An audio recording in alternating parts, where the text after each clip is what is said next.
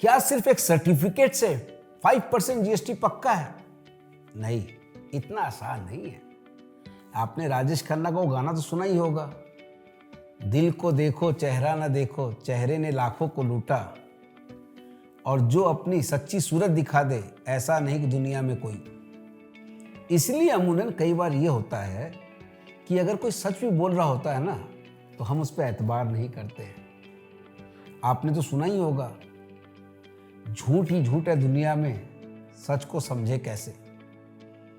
ये सिर्फ गाने की लाइन नहीं है, ये ह्यूमन बिहेवियर है। और जब मैंने राजस्थान एडवांस रूलिंग अथॉरिटी के जजमेंट को पढ़ा तो इस पर एतबार भी हो गया। अब आप भी इस मामले में जानने चाहेंगे तो शुरू करता हूं।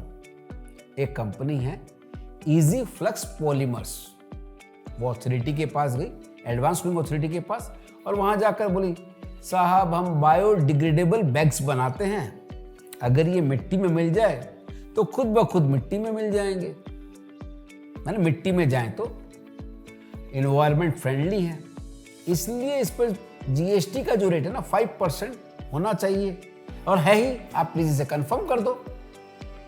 कंपनी ने अथॉरिटी से कहा कि यह वो नहीं कह रहे हैं कि 5% जीएसटी रेट है, और नहीं कोई फेवर मांग रहे हैं, बल्कि 2025 का एक सीजीएसटी नोटिफिकेशन 25 है, उसमें भी लिखा हुआ है कि बायोडिग्रेडेबल बैग्स पर 5% जीएसटी लगेगा, चाहे वो प्लास्टिक से बने हो या पेपर से।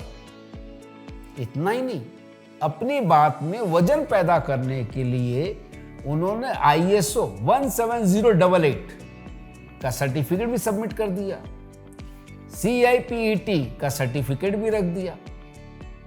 अब ऐसे में आम आदमी क्या सोचेगा, सर्टिफिकेट है, स्टैंडर्ड है, तो 5% जीएसटी लगना चाहिए, सांच को आंच नहीं। लेकिन मामला जीएसटी का था, और वो भी कंसेशनल रेट का, तो डिपार्टमेंट का कूदना यानी अपनी बात कहना लाजमी था।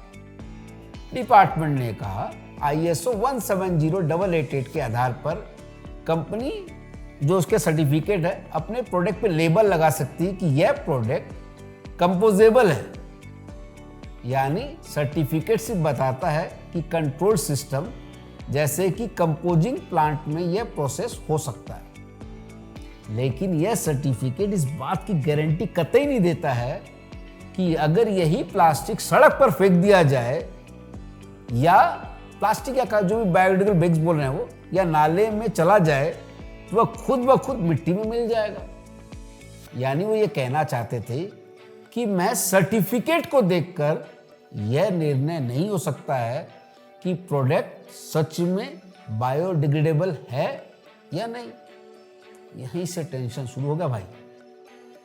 अब अथॉरिटी ने दोनों की बात सुनी और फिर बहुत साफ साफ लफ्जों में कहा, हम कागजों पर एहतराम करते हैं ना सर्टिफिकेट पे, लेकिन हम साइंटिस्ट तो है नहीं भाई, हम लैब नहीं हैं, हमने सैंपल टेस्ट नहीं किया, हमने टेस्टिंग प्रोसेस को भी नहीं देखा है, इसलिए हम साइंटिफिक कंफर्मेशन बिल्कुल नहीं सकते हैं। यानी हम ये कैसे कह दें कि आपकी बैग में जो केमिकल्स है वो कुदरत के साथ घुल मिल जाएगा। भाई हम तो टैक्स अथॉरिटी है, इन्वायरमेंटल अथॉरिटी तो है नहीं। मतलब साफ है, कोर्ट अथॉरिटी ने कहा बायोडिग्रेडेबल है या नहीं यह इन्वायरमेंटल अथॉरिटी तय करेगी, वो तय नहीं करेंगे। अथॉरिटी ने यानी अपनी खुद की मैंने अपनी जो हद है लिमिटेशन उसको पहचान ली थी, और उन्होंने एक बैलेंस रास्ता चुना। उन्होंने कहा अगर प्रोडक्ट सच में बायोडिग्रेडेबल है तो 5% जीएसटी लगेगा, और नहीं है तो नॉर्मल जीएसटी लगेगा। मतलब अथॉरिटी ने पल्ला झाड़ दिया, और जो नोटिफिकेशन में लिखा था महज उसे पढ़ दिया। अब अगर जावेद अख्तर साहब आ जाएं तो इस बात को अपने अंदाज में कैसे कहेंगे? वो कहेंगे ये जरूरी तो नहीं कि जो कागज पे लिखा हो सच भी हो, अदालतें सबूत मांगती हैं, सिर्फ दलीलों से फैसला नहीं होता।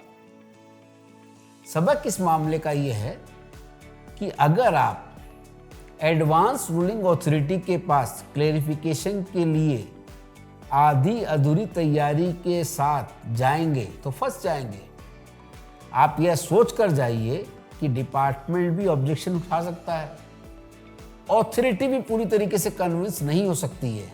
यानी हर पॉसिबल एंगल की सोचकर तैयारी कीजिए और फिर जाइए, वरना लोग कहेंगे कि चौबे जी गए थे 26 जी बने और दुबे जी बनकर लौटे। हो सकता है कि ऑथोरिटी के रूलिंग के बाद आप घर के रहें ना घाट के। अगर आपको ये एनालिसिस यूजफुल लगा तो इसे लाइक कीजिए, शेयर कीजिए, कमेंट में अपनी बात रखिए। हम आपसे कनेक्ट भी कर सकते हैं, डिटेल्स नीचे डिस्क्रिप्शन बॉक्स में है। मैं हूं विकास दनानिया और फिर जल्द मिलेंगे एक नए वीडियो में एक नई बात के साथ। नमस्कार।